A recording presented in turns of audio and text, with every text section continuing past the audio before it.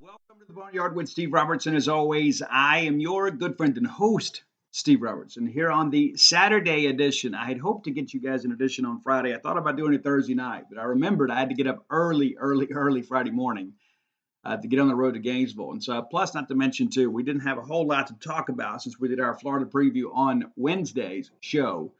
I guess I was technically I don't know what day it was, Thursday. I don't know, whatever day it was. But anyway, the days all run together when you work every day. But I'm in Gainesville, Florida, so I might sound a little bit different today, and I apologize for that. I had to use an older mic.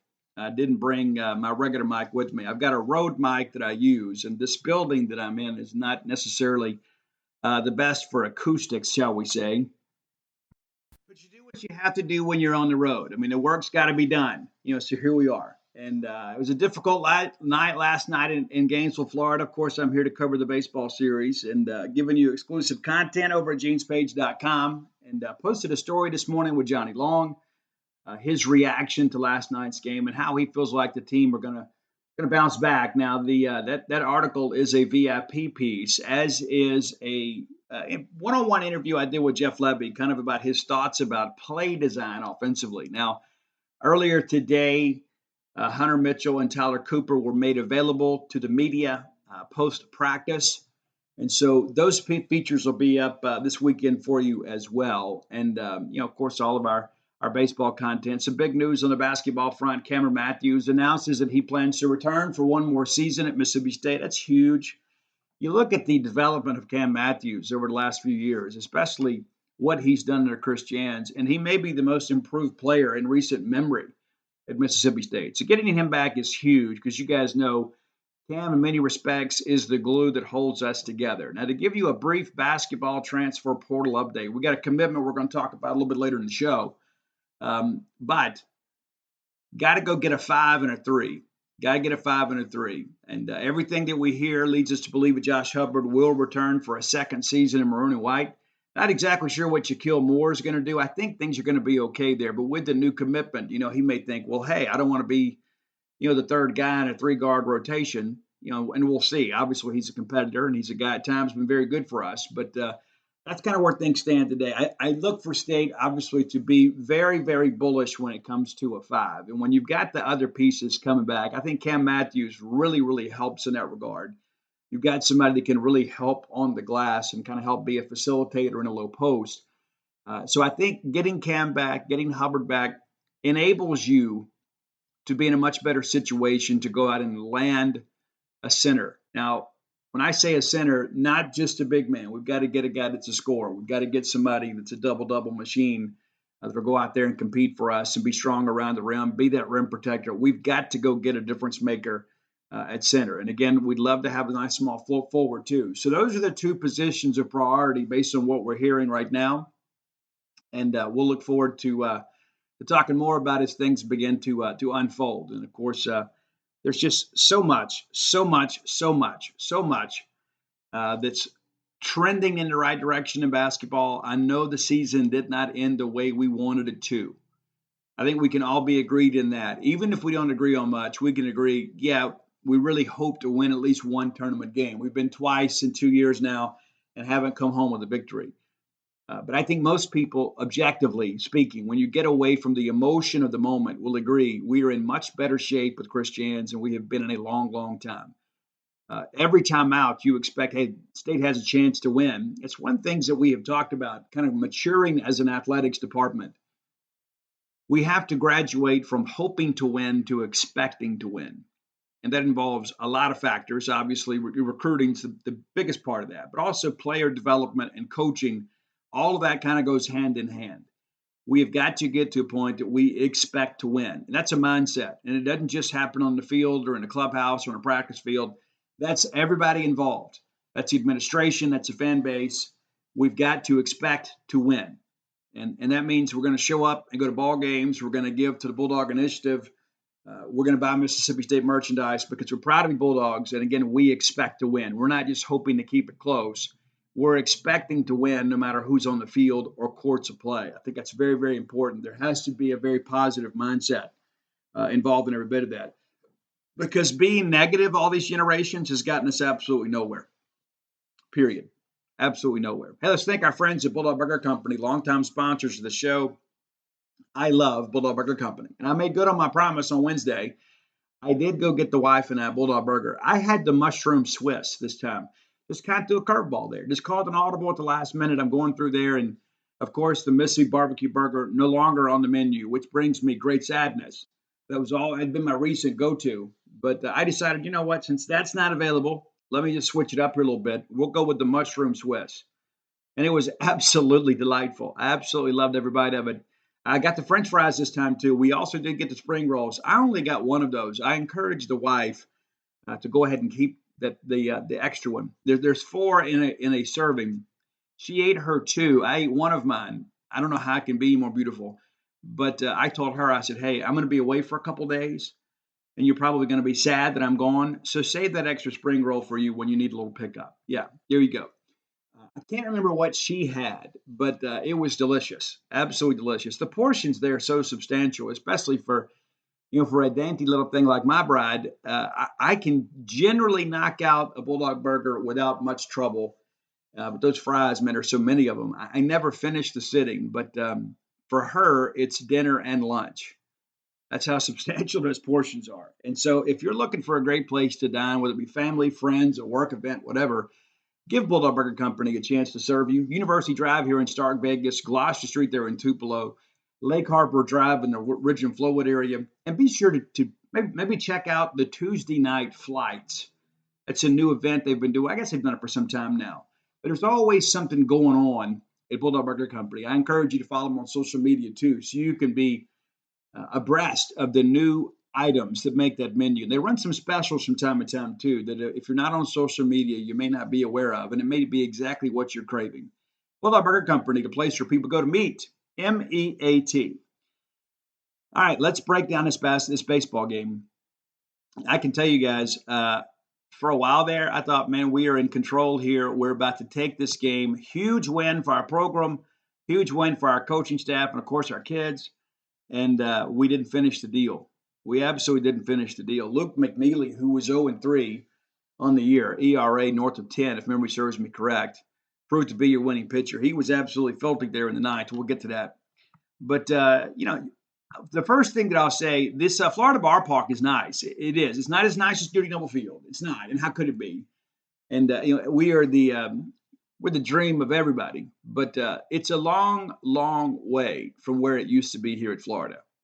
I mean, it really is. It's really, really nice. Had a chance to visit with Scott Strickland last night a little bit, and he talked about what a good job the students do when they're in town, kind of packing out that left field area. Very, very expansive berms out there, especially on the left field side. You see a lot of people out there just kind of enjoying some sun, and I'm eager to see how that goes on Sunday. But yeah, it was a good crowd last night. They really weren't into the ball game until late. Really, it was like everybody was kind of sitting on their hands, waiting for a moment to explode. We experienced some of that too, even at Duty Noble Field. Even though we typically have twice as many people there, but yeah, they've done a really nice job with the stadium, and of course, the same company that designed Duty Noble designed Condren Family Park here in Gainesville. So it's certainly, I would say, in the top 5 of the league. And that's bringing them up from being in the bottom half of the league. That was the intention. But it's a much nicer place. The amenities are great. So, yeah, they did a good job with the ballpark. But interesting, too, the shadows, because we're in the Eastern time zone with that 6:30 start, there were no shadows between home plate and the pitcher, where the pitcher wasn't in the sun and the hitter in the shade. Because of the time zone, everybody was in the shadows. But, Bulldogs, again, we have a chance here to go to work. Neely starts the game. He has been their primary short-term reliever. They elect to start him. They've had some trouble with Fisher on the mound. He comes out and gets Larry to strike out swinging on 3 pitches. Rashawn then grounds out the shortstop. Lengthy at bat there. Dave Rashawn, even though he didn't have a lot to show when it came to the box score, he did a really good job of impacting the game. He ran a ton of pitch counts up, no matter who was in the ball game. Really good job of spoiling 2-strike pitches. In this situation here, he grounds out the short, and then DJ grounds out the first unassisted. So a 1-2-3 inning for your Bulldogs there in the top 1. Cal Stephen, we know how he's been, right?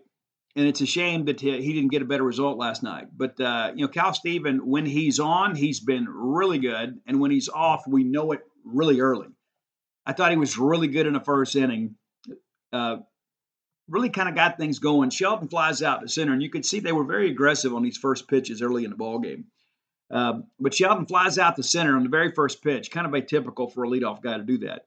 And then Ty Evans homers to right field. It's a 2-1 count, and it goes the Oppo way. It's an Oppo taco here.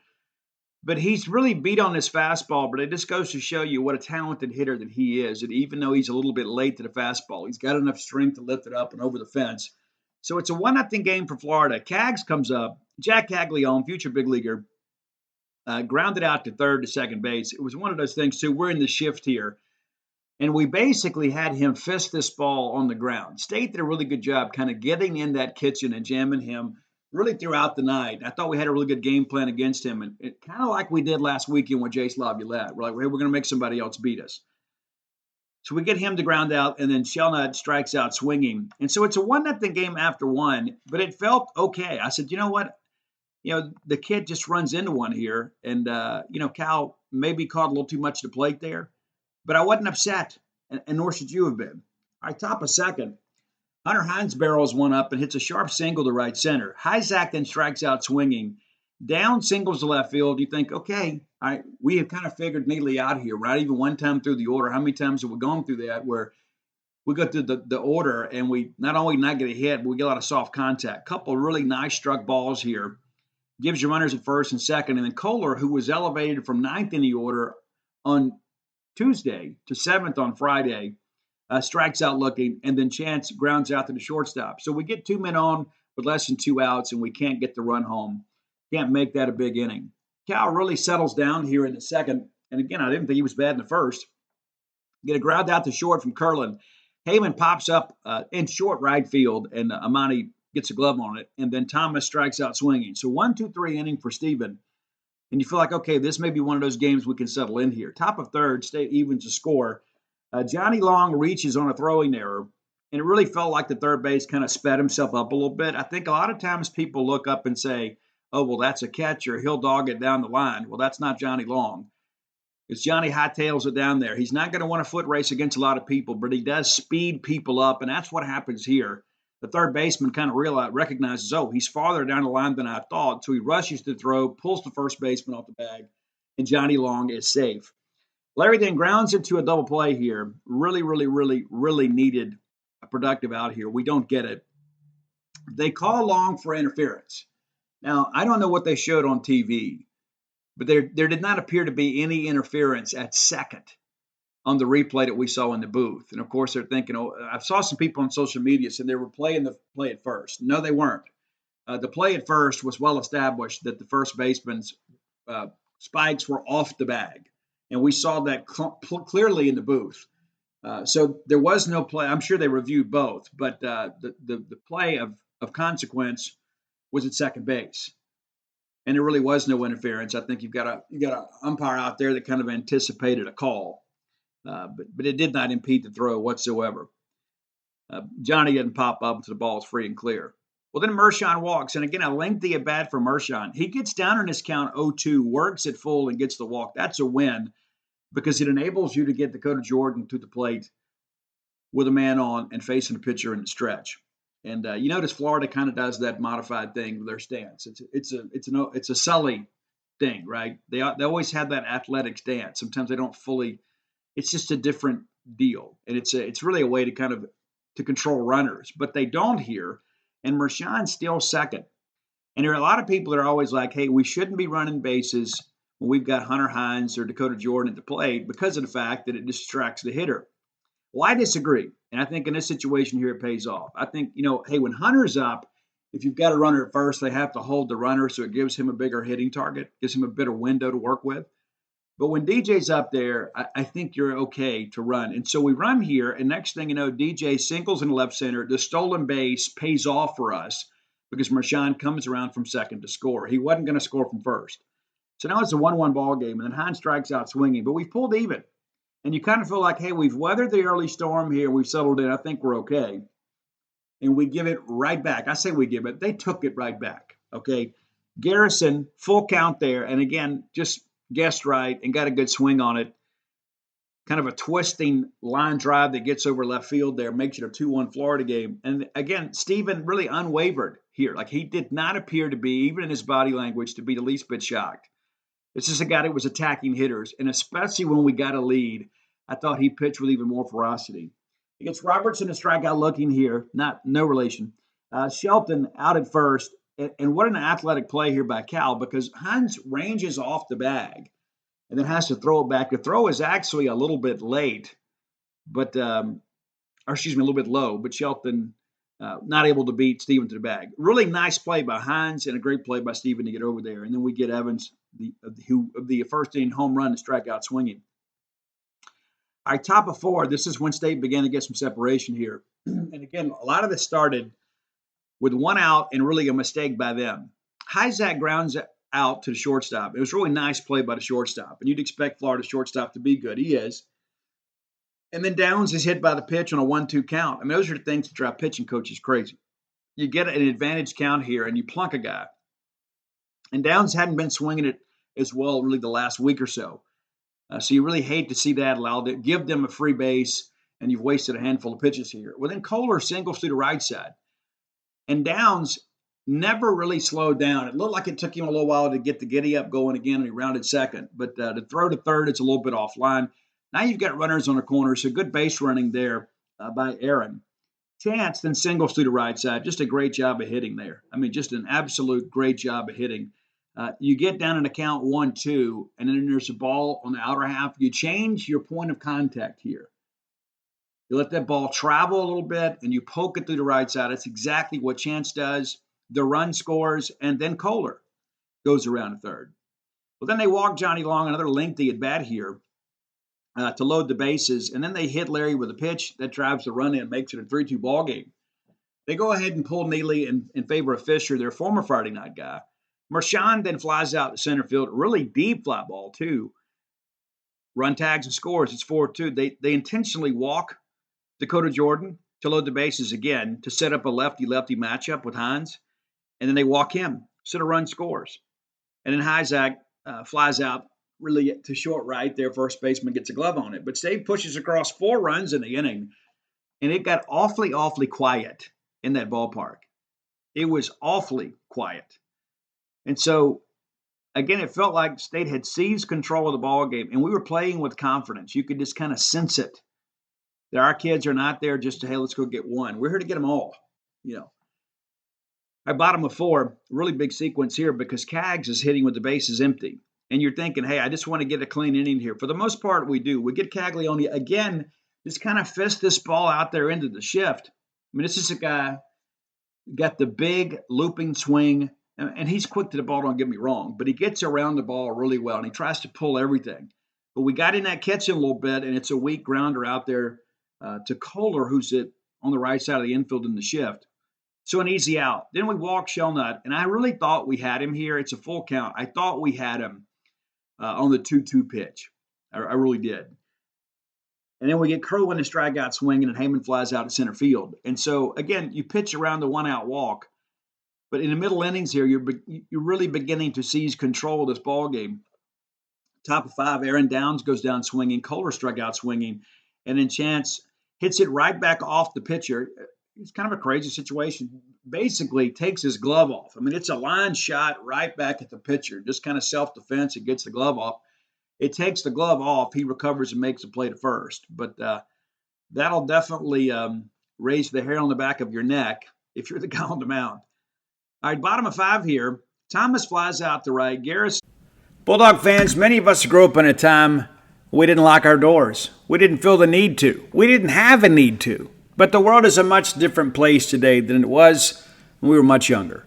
Surely you've seen your neighbors have these video doorbells and things of that nature. You can have the same peace of mind, but also the convenience that you grew up with our friends at Eufy. That's EUFY. Very, very, very, very simple product here. Very easy to install, and you set it up with just a Phillips screwdriver. No drilling required, no power tools, anything like that. You get the keyless entry. You don't have to fumble around with the keys when you got your hands full. You never have to worry about your kids losing their keys. Or perhaps you've got a rental property and you worry about people passing that key around. You also don't have the anxiety of having this battery that goes down on you. Guys, you got 4 months of power here, and you get a low battery notification before it runs out so you can charge it back up. It's pretty simple. There's no monthly fee, unlike a lot of other brands that charge you that fee. You can have your recordings locally and never have to pay for storage. Eufy is also on standby for you 24/7, and you can get a worry-free experience with an 18-month warranty, all backed by our professional customer service team. Contact them anytime by telephone, email, or even live chat, which is awfully convenient. And here's the thing. There's just so much out there in the world these days. Wouldn't it be nice to know maybe who visited your door when you're out, or perhaps have the security of knowing that you've got video surveillance anytime somebody comes to your door? Well, you absolutely can.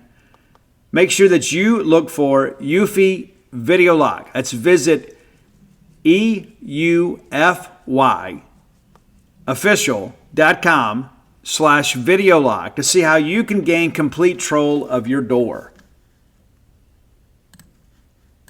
Bulldog fans, rodeo season is here. That's right, the Dixie National Rodeo.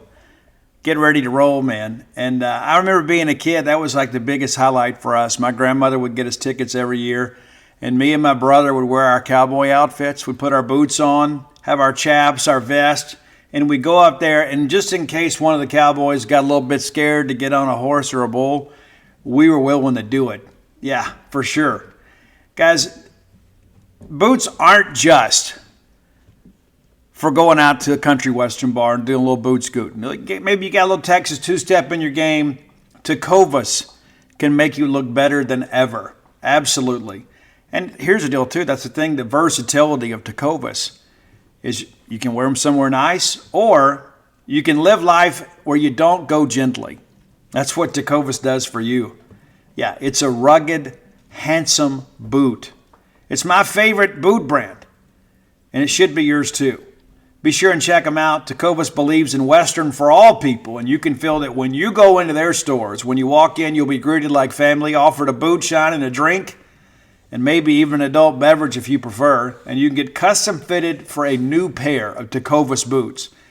You can get custom leather stamping or branding, whatever you need to make it feel somewhat individual. Look up your closest store at tecovas.com. But if you can't make it to a store, Tecovas delivers the most premium quality and most comfortable Western goods right to your door.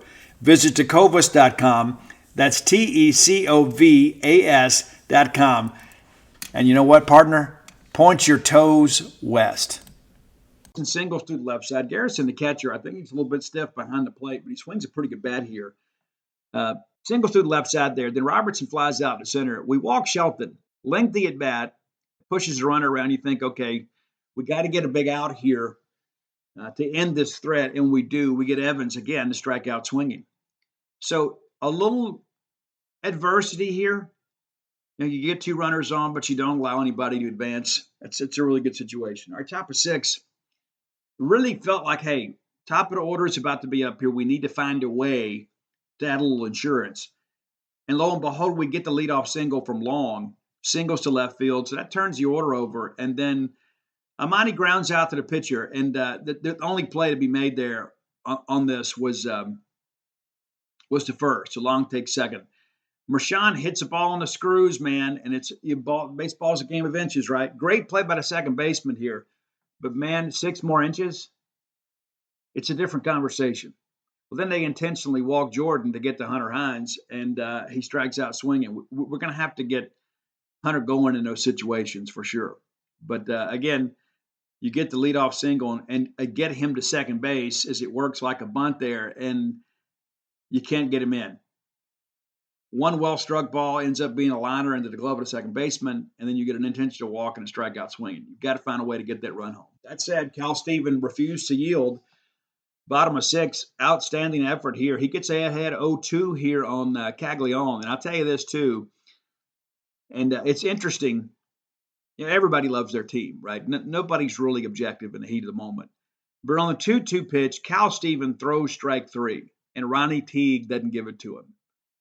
And everybody in that stadium, outside of the biased observers, knew that was a strike. Cal walks off the mound. Johnny Long does a great job kind of settling him down. And what do?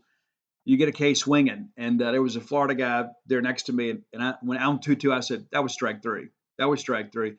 And of course, he says, yeah, it was pretty close. That basically is an admission of guilt, right? We all see it. And then, of course, they strike him out. And the little pop up there, the foul tip goes into Johnny's glove and pops up, and Johnny recovers.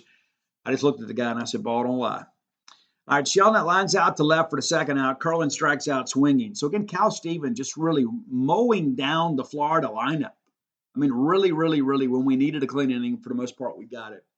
Our top of 7, State gets a big insurance run here.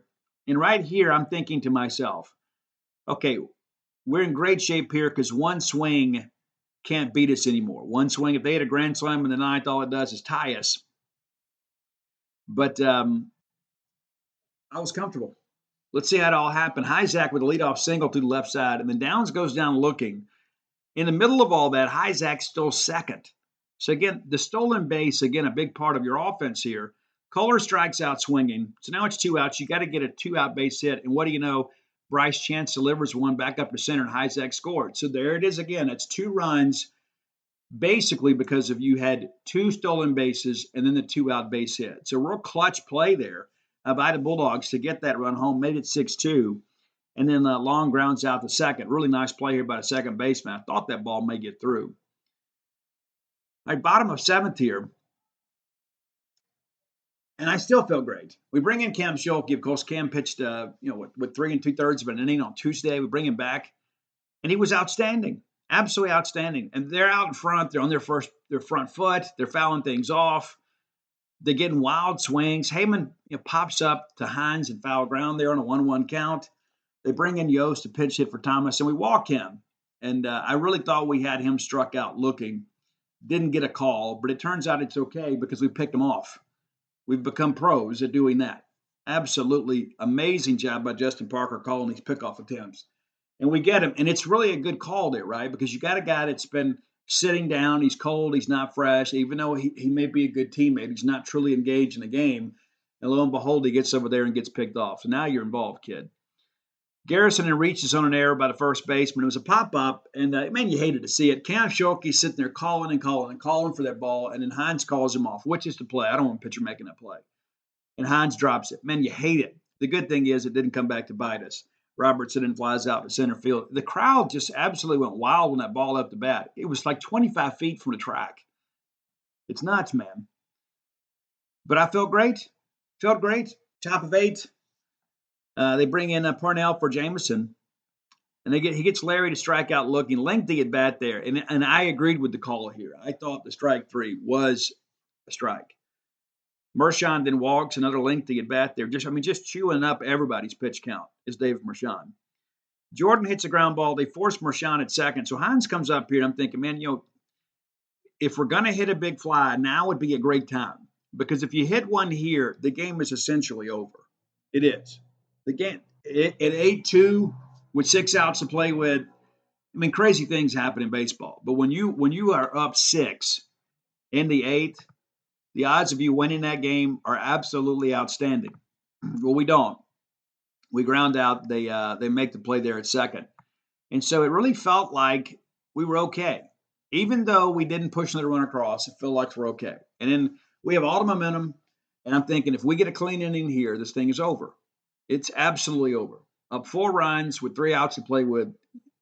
Again, crazy things happen in baseball, but you feel like, hey, you get through this 8th inning without giving up anything. The fans that are here may decide to seek their entertainment elsewhere, in the words of one Jack Crystal.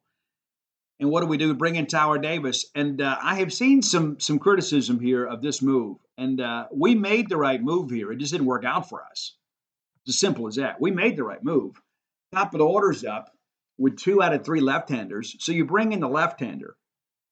And the very first thing we do is we walk the first left-hander, Shelton, on 4 pitches. Not great. And then we throw 3 consecutive balls and finally get me over strike there and walk him. So back-to-back hitters have been walked. And then we got to face Caglione. So now all of a sudden, there's life in the building. because there's 2 men on, nobody out, and their star hitter is at the plate. We bring in Brooks Auger. Auger gets him.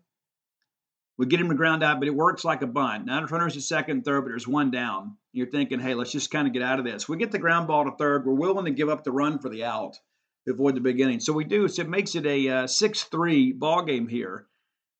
And then on a 1-2 count, and again, we jump ahead here. We jump ahead, 0-2, then there's a foul off, and then, we could get him a chase. And great job of hitting here, but probably catching a little bit too much to the plate here. And Curlin doubles down the line. The run scores to make it a 6-4 ball game. Heyman flies out to right field. So now it's a 2-run game, and there is life in the building. There is absolute life in the building. And that's how it felt. I was like, we could have had, it was kind of a pedestrian ninth inning, but now there's going to be some drama here. And turns out there was more than we ever wanted. And give McNeely credit. He has been very up and down for Florida, but he comes out here and he gets Hisack, Downs, and Kohler, all three to strike out looking. Excuse me. Hisack was swinging, but 3 punch outs there.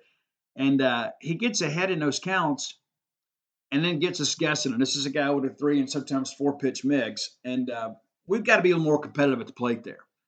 We do. We absolutely do. But it really felt like then it was like, here we go. Here we go. We gifted them 2 runs in the 8th. We walk 2. Both those guys score. And then here we are now with the crowd elevated emotionally for really the first time tonight. And we got to go out here and try to get 3 outs. And again, with 3 outs to work with, you feel like you're okay. And then it's a leadoff single to left. And it always happens, right? When you get that first guy, it just kind of cascades in your favor. Tight ball game, 9th inning, you get the first guy. There is always a lift emotionally for the pitching defensive team, and it's always very deflating for the hitting team. How many times have you seen it? You go out there in the 9th inning and somebody gets a leadoff walk, or they get they get a single, and it fires up their dugout, and they begin to believe we're going to do this, and do it. They did. They pinch run for Garrison. A pinch hit for Garrison, pardon me. And we walk Albert. And again, this is a guy that's cold. You got to be able to get this guy. You got to be able to get him. We walk him, right? If you get him, it's probably a different conversation today. But we don't. We walk him. We needed a big punch out. We get one next. We get Robertson, the 9-hole hitter, to strike out swinging. And now we bring in Stevens to face these lefties. And, of course, now we're asking a freshman on the road in a pressure-packed ball game to face arguably one of the top thirds in the Southeastern Conference, much like we did at A&M. We're asking an awful lot of this kid. We are. And then Shelton strikes out swinging. And so now you think, okay, we're 1 pitch away, we're an out away from this thing being over and us getting a huge win. Well, then Ty Evans singles to left field, and the run scores. Now it's 6-5. And then Caglione just kind of a weird thing here. He just kind of cues this ball out to third. And off the bat, I said, ball game over. We got the ground ball we needed. It had a lot of English on it. I'm not going to sit here and defend it. We got to make that play. And so now instead, this loads of bases again. And we walk in the tying run, Shellnut. Again, lengthy at bat here. Just simply couldn't finish him. And give the kid credit for being gritty. And now the game is tied. And they give a time violation strike to Nolan Stevens because Curlin had the time violation. And then lo and behold, he singles back up the middle to win the ball game, and they walk it off. It was very deflating. I know it was for all of you, and for all of us who were in attendance, I can tell you it wasn't any better. It's very, very difficult to see us lose that game. We were basically in command until we get to the 8th, and you walk a couple of guys and you spark a rally. You get in the 9th, next thing you know, you walk a couple of guys, you spark a rally. And so, listen, give Florida credit for some quality at bats, but Mississippi State, we got to throw strikes here. We got to throw our pitch. We got to get ahead of hitters. And so we blow it. And I can tell you, it was a very subdued feeling down in the dugout after the ball game. We got to bounce back today and be ready to go and go win a ball game. That's an important part of it. We can't just sit around and just feel sorry for ourselves. There's 2 more games to play this weekend. At the very minimum, we have to get one. But we're not coming out here just hoping to get one. we're coming out here looking to win the series. And if we only get one, we've accomplished the minimum standard. We're Mississippi State baseball, okay? So it's important to understand that. We don't just say, okay, we just want to get one. No, we have to get one. We want to get two. We'd love to get all three. Well, that's no longer possible. So we got to show up today and take care of the minimum standard. Let's take a quick look around the league, too. By the time you guys listen to this, many of the games on Saturday will be final.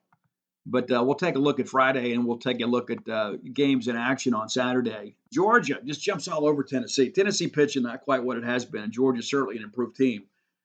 16-2 winners on the Friday night there in Knoxville. It'll be interesting to see kind of how the rest of that weekend goes. Of course, Florida comeback winners over State 7-6. Vanderbilt's offense still rather anemic. They beat Missouri, 4-0. And then Texas A&M took the series opener against Auburn 12-8, and I'm really, really, really beginning to worry about Auburn. They were a team people were expecting big things from. Wasn't sure if they had the pitching, but it's clear that Texas A&M that their top four are good enough to beat you. But also Sorrell hit another home run, crazy.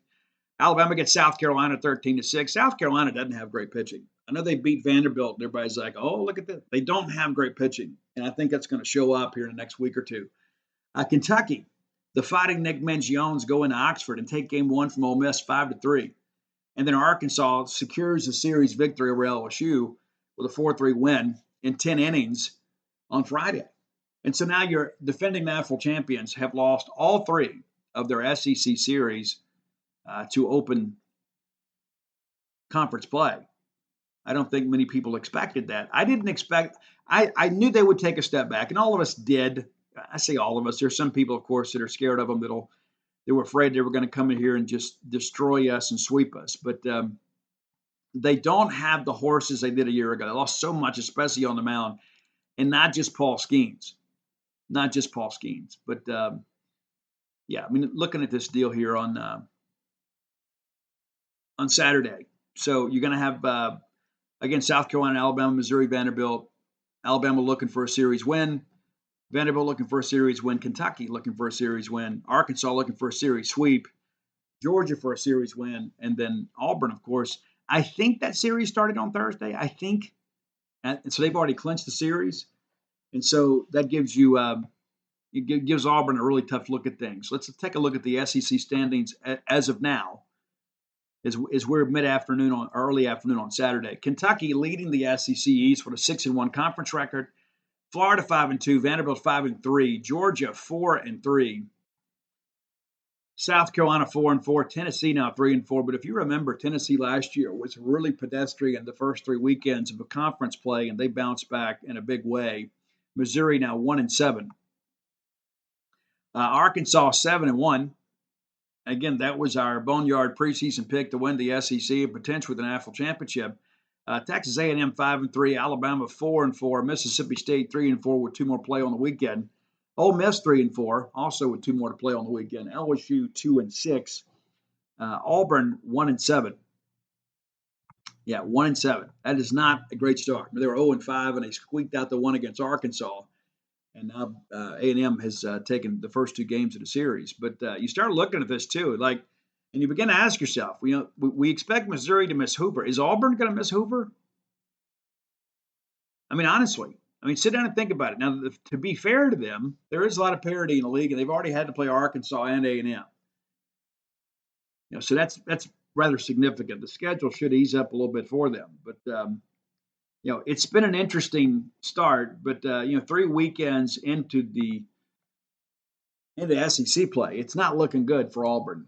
And again, the pitching has not been as advertised, which is a surprise because you know how great a pitching coach Butch is. I do think Auburn will figure it out because the schedule will ease up a little bit.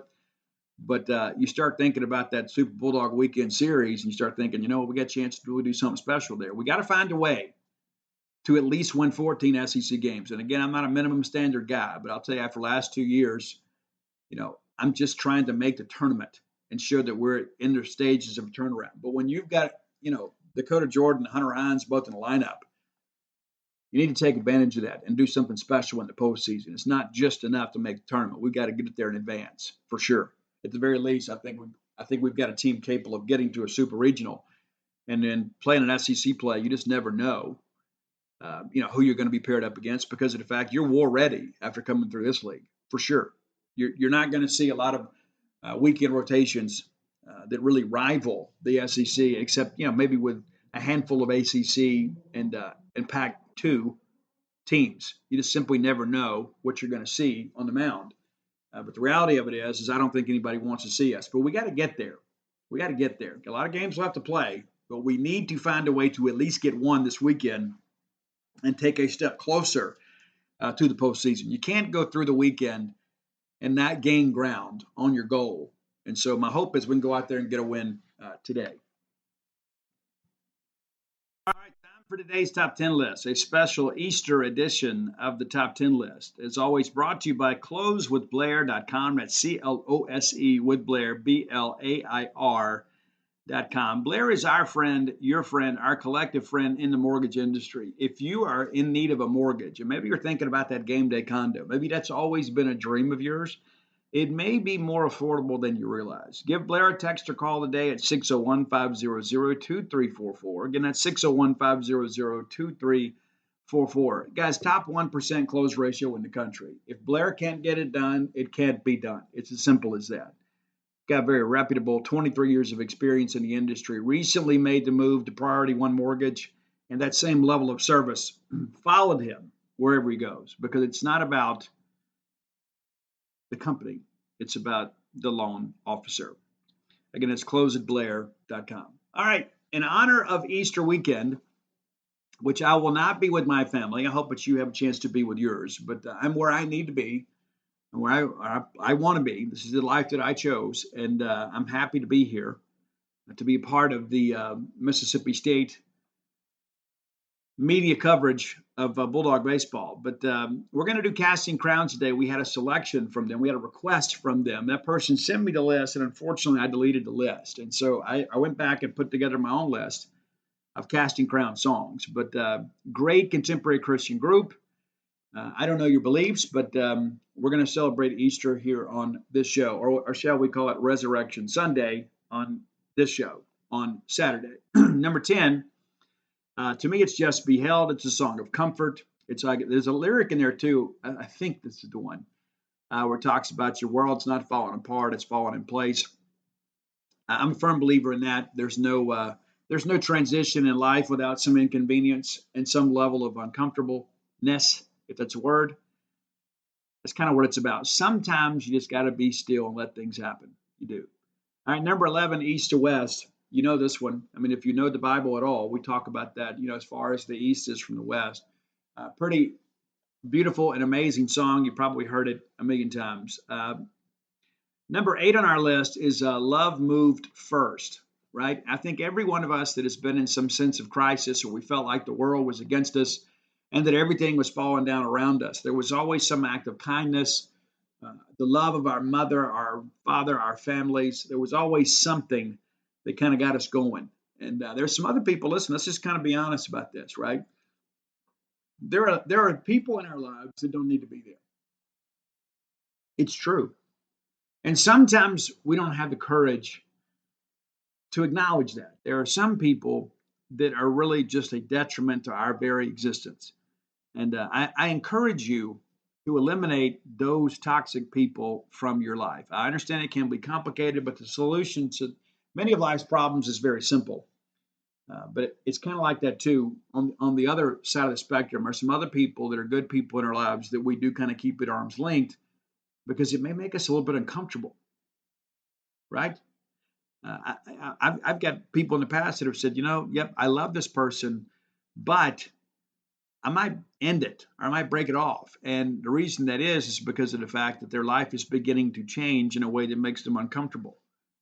But all progress comes along with some measure of uncomfort. Number 7 on your list is Praise You in This Storm. That's one of the things that long-term recovery and maturity has taught me is, I'm a firm believer in an old adage that I heard in an AA meeting years ago.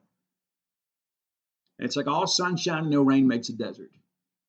And I have learned to be grateful for the rainy seasons in my life because that is where we grow. And that sounds a bit corny and cheesy, but it's true. If all we ever get is exactly what we want, we become people of entitlement. You learn humility through the trials of life, and you learn a new reliance on the higher power, who I choose to call God. I don't know who you choose to call, but that's who I choose to call. All right, number 6 on our list is Scars in Heaven. And this is a song about loss.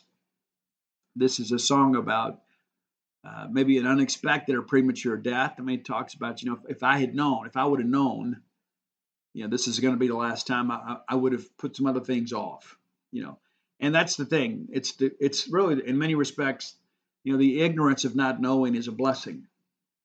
It truly is. But it's important, too, that we make every day an important day. One of the things I think is important is to let people know that you love them. Let them know it. And it's not just always about actions, and it's not just about words. It takes the concert of both. There are a lot of people that have loved me, but they haven't always told me. And there are other people that have told me, but haven't always shown me. And the inverse is true too. There are people that I have loved and maybe haven't always made them feel that way. I think we're all guilty of that in some respects. And that's really what Scars in Heaven's about. Number one, there's not going to be, any loss in heaven. But the reality of it is that there will come a time that we're going to lose somebody before we're ready. And the reason we're not ready is because we haven't maybe let them know. And so in many respects, it kind of all goes hand in hand, right? There are some people out there that we are living consequences of their lives. And sometimes we deny them those consequences. There are people out there that mistreat us, and we just put up with it. And we don't understand not only are we doing a disservice to ourselves, we're doing a disservice to them. Because without consequences, people have no reason to change. And sometimes the change is just simply getting out of your life. Maybe they'll be better off for the next one. Maybe they'll learn that, hey, this isn't how you treat people. Okay, number 5, does anybody hear her? This is a gut-wrenching song, man. You guys have listened to this one. Absolutely love this one. I think you will too. But again, it's one of those deals too where there's so many different things in life, right? When people are dealing with trials, tribulations, and things of that nature, and people crying out for help. And so this is a part of that too. Number 16 is Life Song. Another great one, right? This is one of those just great traditional praise and worship songs, right? And my typo here to Roy was lifelong, which kind of works hand in hand. But Life Song, number 4 on your list. Now we go back to our top 3 are from the same album, the debut album from Casting Crowns, if I remember correctly. We had it, still have it. I don't listen to it as much as I used to, but it used to be one of those albums that just gave me a tremendous amount of comfort. Be out on the road, long way from home, and sometimes you just need to feel a little positivity in your life. Number 3 for us is The Voice of Truth. So much noise in the world today. There's so many things going on, and you think to yourself, how do I make sense of it all? How do I make sense of it all? Because for every report, there is a counter report that minimizes the situation. And you know exactly what I'm talking about. It's just like I read an article earlier today that there's some major city in America, I believe it was St. Louis, that they're going to start bringing criminal charges against businesses that have violent events that happen on their property. And maybe there is some sense of responsibility for that, but why don't we arrest the criminals?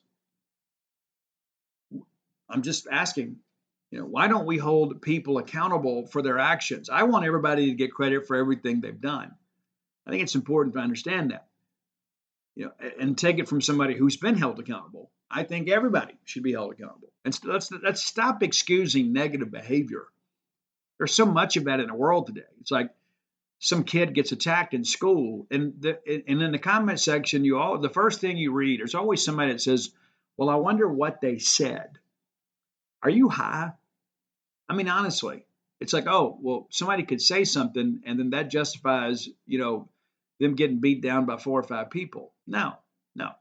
2 people can be wrong, but we were all told when we were kids, 2 wrongs don't make a right. Somebody says something stupid or out of pocket, You can respond in kind if you choose to. But if you go jump on somebody and violate their personal space and you assault somebody, you deserve to go to jail. Period. It's a very, very concrete issue with me. Maybe you see it differently. I think the worst epidemic that we have in America today is the willingness to excuse negative behavior. Like, ah, it's fine. It's fine. No, it's not. It's not fine. That's not the society that we want to live in. That somebody can make an offhanded comment. Next thing you know, we got people fighting in the streets. The same people wouldn't have the courage to go take up a weapon and go man a post in the armed services. All right.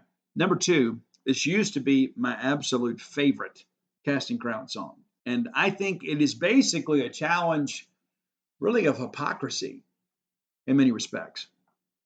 It's if we are the body, and I remember when I went to church at Estruma there in Baton Rouge, that was one of the things that I think that church truly embodied, is being the body of Christ and being his representative. We used to have go days. We'd go out, called it go days, and we would go out and we would do things around our community.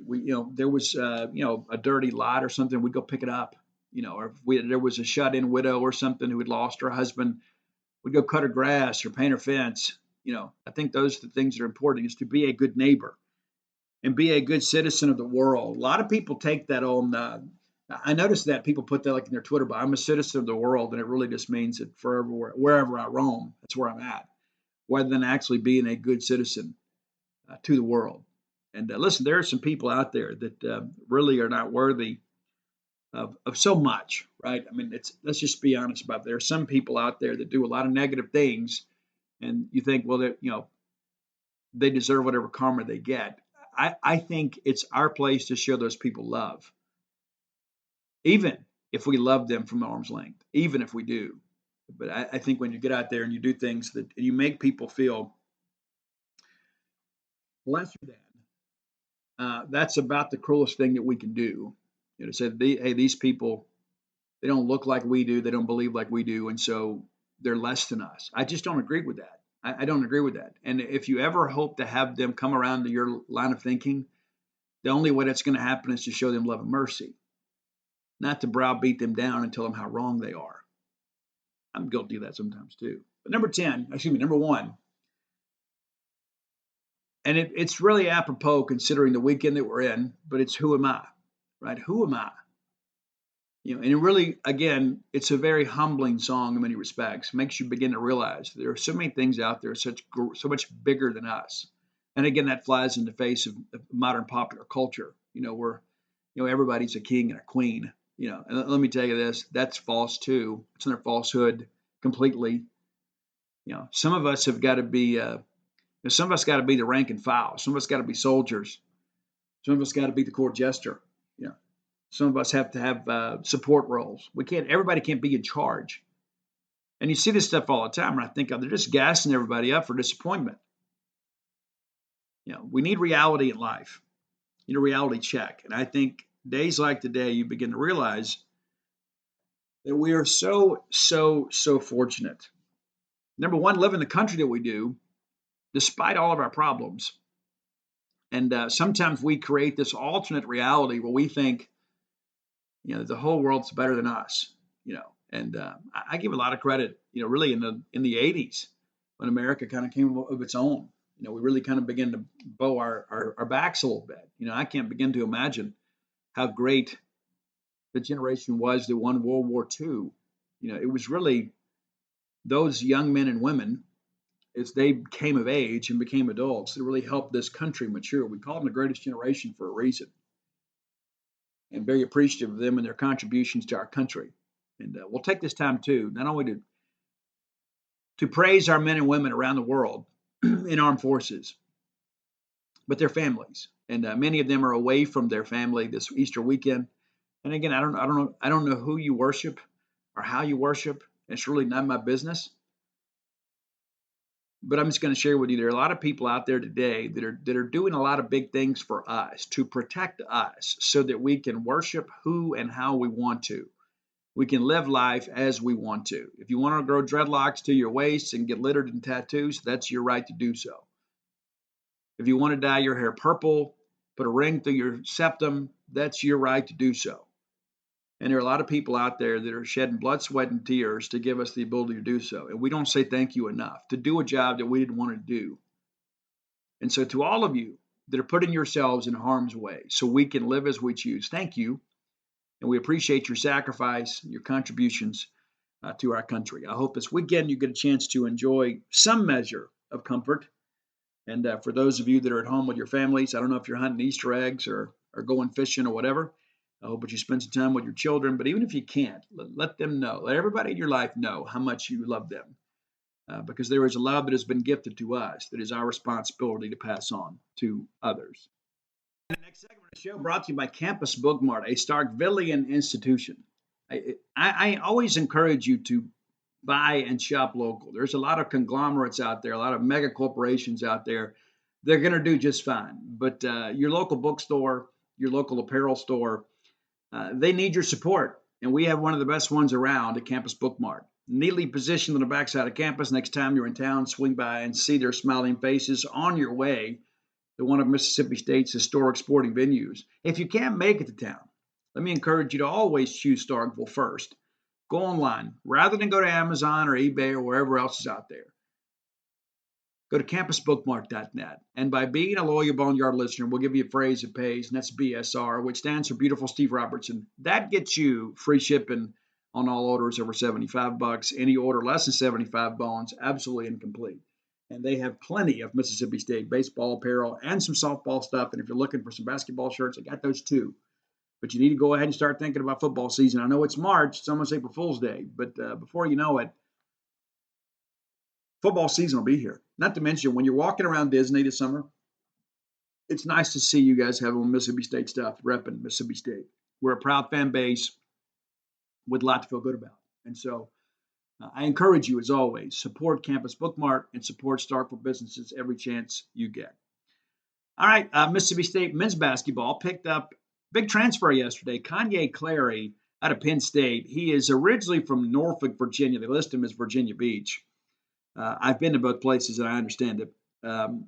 They're basically sister cities. But a 5'11", 195-pound guard had a really good season for Penn State this year. Pulled down 2.9 rebounds a game, but pitched in 16.7 points per game, handed out about 3 assists, and shot nearly 50%. We needed shooters.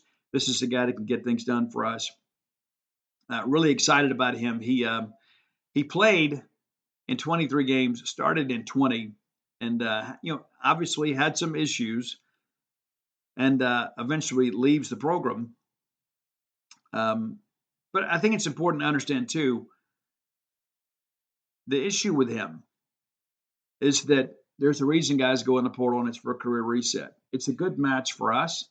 And I am told that he really likes Cam Matthews and Josh Hubbard, as we talked about at the beginning of the show. We do expect both of those gentlemen to be back next year. And so the chance to play with these guys that have done some big things and some big moments, I think was appealing to him.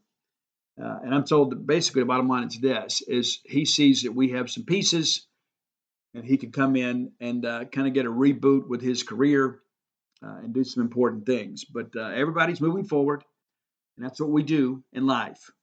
Nobody is defined by one action, one moment. This shouldn't be, with great regularity, unless you do something super stupid.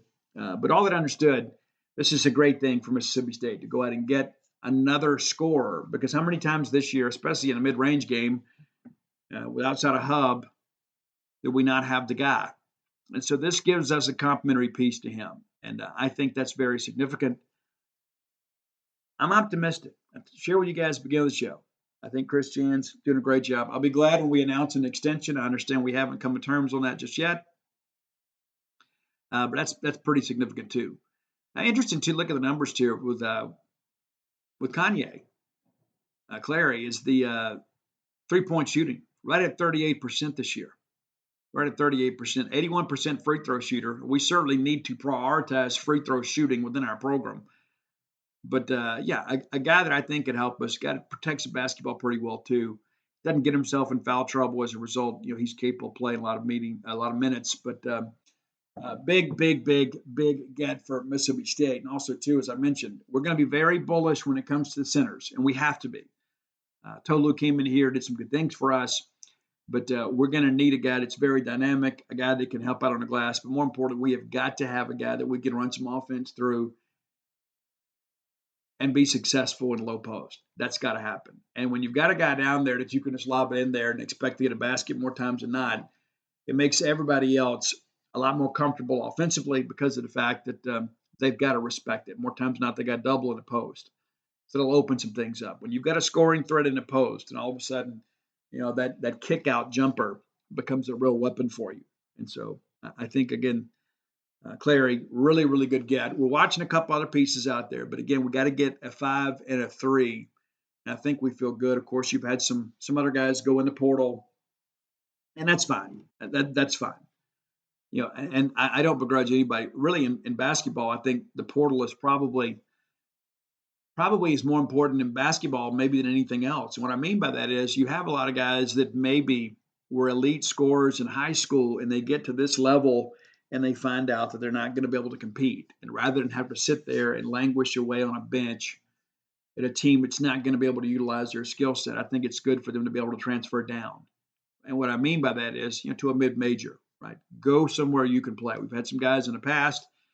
We recruited them. They didn't pan out, and so they had to move on. And so that's basically a great thing in the portal. But you also have some guys out there that are late bloomers, and all of a sudden they look like Power 5 basketball players, and they should have the ability, I think, to earn other opportunities. You may disagree, and it's perfectly okay. But men's basketball recruiting is one of those things that is very intriguing to a lot of people. It's also something that really, especially with NIL, I think it's made it easier to facilitate some of that because there was so much dark money floating around, especially in men's basketball recruiting. I think it kind of gives you the ability to compete against some of that in a legal way without doing something really silly that jeopardizes, the sanctity of your program in many respects. But I do believe Chris Jans is going to do things the right way. And I know Chris Jans believes in NIL. He believes in working the portal very, very hard. We're going to need that as we move forward. But really, really excited about the future of Mississippi State men's basketball. All right, last segment of the show brought to you by the Stark Vegas Clubhouse. Just Google Stark Vegas Clubhouse. Their Facebook page will pop up, and you can review all the fine amenities that are available to you there. 5 bedrooms, 2 bath, that great wet bar, that fabulous back porch. It's huge, man. It's great. It's great. You sit out there and just kind of recreate and chill. It's quiet. Get the fire pit area, too. If it gets a little chilly, you can go sit around the fire. Sometimes I like a fire even in the summer. Sometimes it's just something sitting around a fire with friends that invokes all these old memories, and you can tell these great stories. And whether you're looking to bring a work group to town, maybe you've never even thought about that. Hey, we got to bring everybody together, and rather than go out there and get 5 hotel rooms and have everybody scattered all over the place, get this house. And you can use that during the midweek. How cool is that? Or if you're coming to town for a ball game week or weekend, Stark Vegas Clubhouse may be the place for you. Or, and let me suggest this, maybe it's been a while since you've seen your college friends or your best friends from back home. Why not just rent out the place and everybody get together and let's get caught up again?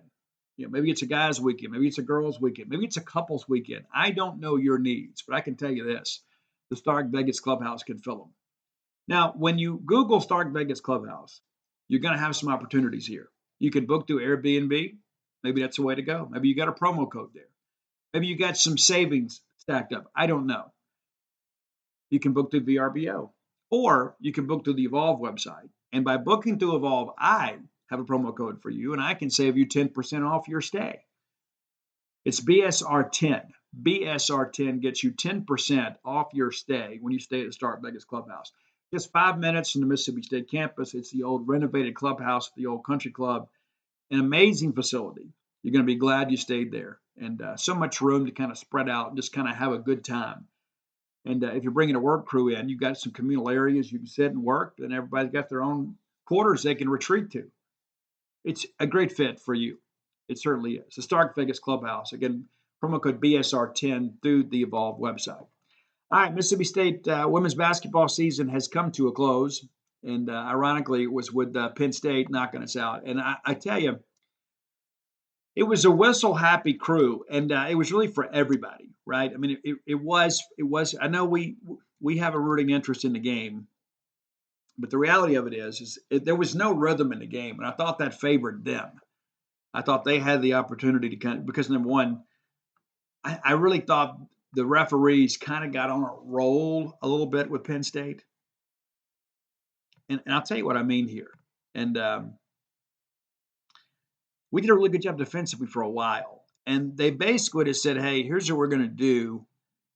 We're going to put the ball in the hands of one player, and we're going to sink or swim with her or without her. And that was really the turning point in the game. And I share that because of the fact that it really looked like when Jessica Carter was in the game that we were the better team, and she got into a little foul trouble, and they kind of recognized, hey, we can go to the rack whenever we want to. And they get us 92-87. But, I'm pulling the numbers up right here so I can speak a little more intelligently about this. But I thought Ashley Awazu basically got to do whatever she wanted to do. And they would have been fools not to exploit that because of the fact it got whistle happy. And she is a young lady that can put the ball on the floor, and she has some size. And so it's difficult, right? It's difficult to defend her. And so they basically said, hey, we're going to give it to her, hand off the ball, and let her drive to the basket. If they foul her, they foul her. And if they don't, she's got enough strength and she's got a good enough shot, she can make a basket. She goes 7 of 13 in the ball game, and then 10 of 11 from the free throw line. And that's the difference in the ball game. I thought that move made all the difference in this game. I truly did. I thought basically they said, you know what, we're going to let her go. We're going to win or lose without her. Now, Leilani Kapanis, I got the right pronunciation this time. Just 9 points. We held her down, but she, again, a very electric player. She got some big baskets, very quiet in the first half, but got some baskets that made a difference, and also pulled down a handful of rebounds. But McKenna Marissa really killed us too. 8 of 8 from the free throw line, knocked down a couple threes, 6 of 8 from the field, scored 22. But it was certainly a team game, but I thought Awasu was the difference. I thought she was the one that basically just kind of put her team on her back, and her coaches went along with her and just kept dialing up plays for her. We didn't have much of an answer for her, especially without Jessica Carter in the game. Jacayla Jordan, who has announced that she will return to Mississippi State for one more season. A tremendous game for her. 36 points in 37 minutes of action, 12 of 27 from the field, 2 of 7 from beyond the arc, and knocked down 10 of 13 free throws. And there were a couple of big misses late, but there's only so much you can ask of one player. Jessica Carter was 8 of 9 from the floor. I thought she got a bad call against her when they doubled her and she went to pivot into the lane there. Somebody came and filled that gap, and I thought their feet were still moving, and they call an offensive foul on Jessica. I thought that really can change the complexion of this game. 21 points, 8 rebounds, and that's the end for Jessica Carter. It's as far as her Mississippi State career goes. Aaron Barnum comes in off the bench, pitches in 12 in 26 minutes of action, but it's kind of how it was. But free throw shooting was great, stayed 18 of 22. But the difference is Penn State did a much better job of getting to the line. They really forced the action, and they're 23 of 24. They got there 2 more times than we did, but converted on nearly every attempt. It's amazing, and I say this with as much respect as I can muster. It is amazing to me the advances that we have seen in women's basketball in the last 10 years. I mean, honest to goodness, a lot of times back in the old days, you just have some athletes with one shooter, and basically you kind of recruited hustle, right? People that could defend and get out. But the shooting prowess that we have in women's basketball these days is unlike anything that we have ever seen. I don't know if there's a college sport that has matured more in the last decade than women's basketball. For years, you had the great battles between Gino and Pat Summitt when UConn and Tennessee would get together. You had the Lady Texters of old. But there is, and I guess I would call it a grassroots movement, that there has really been the embracement from fans of women's basketball like never before. I mean, granted, it doesn't draw the same way, but as the skill sets of these ladies have improved, the crowd numbers have come with them. And I see all the Bill Burr stuff too. I do. Bill Burr's hilarious. My favorite comedian out there. But the reality of it is women's athletics, and I go back to the whole let them play movement that happened years ago. There used to be this, well, girls had to play with dolls and that kind of stuff. And I guess some still do and still became athletes. But when you look out there today, it used to be, oh, well, dad and the son are out there playing catch. Now it's dad and the daughter, or it's mom and the daughter, or mom and the son. Things have changed a lot. And I'm so grateful to see that as a girl dad. I got two boys too, but I've got a couple of young ladies in my family that are very special to me, and they're very special to everybody that knows them. And they played sports. And I think sports teaches so much about life, how to work within a team, about self-improvement, and how working hard away from the arena makes you a more fierce competitor in the arena. But the free throw shooting in this game from two teams that didn't make the NCAA tournament are really evidence of how far the game has come and will continue to move forward. And I know that we didn't realize how much we loved women's basketball until Vic Schaefer got here, and all of a sudden we're like, hey, this is fun. This is fun. And in the Victoria Vivian's years, we got to the point where we expected to win every game. It's true. And had we not run into Asia Carter a couple of times, we nearly would have. She cost us a couple championships, and certainly, there's so many great players in our league now that you guys know their names because of the advancement. It's not just because of promotion; it's because the product has simply gotten better. It has, and I don't know how you could argue against it. It is absolutely incredible to think that things have come so far, and really just 10 years, I would say. And there's still a lot of the have-nots and the haves that get together, and some women's basketball teams will just beat each other unmercifully. Like sometimes you look up and it's like 135. When they get a chance to get rolling on you, they will, because the ones that don't have anything really don't have anything. But the ones that do, very, very, very fun to watch, for sure. It's a completely different game than it was. And it's great to see that. Now, I want to take the last few minutes we have together. I'm not going to sit here and preach a sermon or pass around an offering plate or do an offer call or something like that. But again, I just want to emphasize the importance of family this weekend. And I'm so grateful to have grown up in a Levite tribe. Many respects. And even though that I made some very, very poor decisions as the prodigal son, I don't know that I would have survived any of that stuff without the foundation that was poured into me, by my grandparents, my parents, and really the people that loved me. And there are a lot of people in my life that see life much differently than me. It doesn't mean that any one of us has a greater value over the other one. But I encourage you, and I do this around the holidays every year. There is somebody in your life that you love that is somewhat estranged from the family. I'm going to encourage you to call them this weekend. And if you don't feel comfortable calling them, maybe text them or maybe send them a message on Facebook or whatever and just say, hey, I love you. I hope you have a great weekend. Even if you're not ready for the meeting or the reconciliation or whatever. But love carries us, man. It does. And there are so many times in my life where I didn't think anybody loved me. And I didn't love myself. It's true.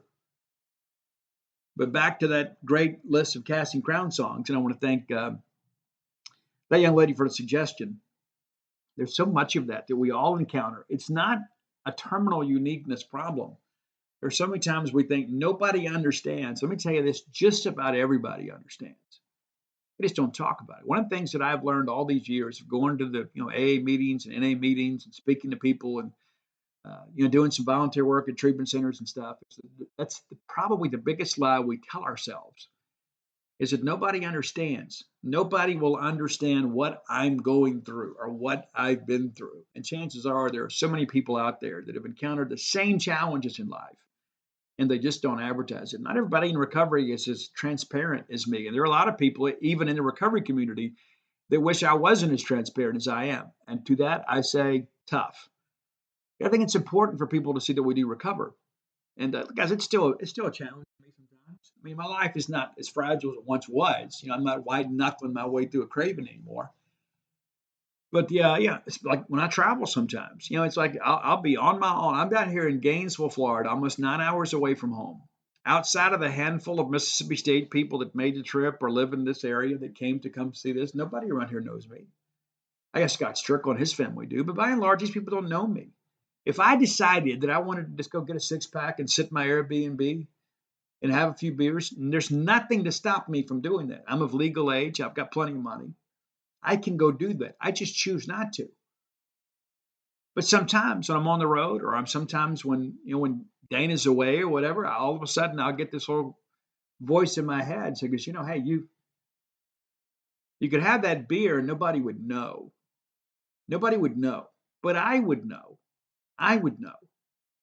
And I have higher expectations for myself. You may not be similarly afflicted as me. I'm not going to sit here and tell you if you drink beer, you're lesser than me, because I drank a ton of it back when I drank. But you may not be an alcoholic, or you may not be a drug addict. But no matter what your needs are, no matter what your problems are, you're not alone. You're not alone. I know so many people out there that are so strong and well adjusted today that years ago I wondered if they would live to see tomorrow. It's true. And I don't just mean people in the recovery community. I mean people that have been victimized or assaulted, or people that have been treated lesser than, or people that have been victims, true victims. Not this victimology of today, where all of a sudden somebody gives you a dirty look and, oh, I'm a victim. I'm being disrespected, so I'm a victim. Let me just here's a life lesson for you, young people. Disrespect is part of life. You are going to be disrespected by people who do not know you and by people who know you. You are going to be disrespected.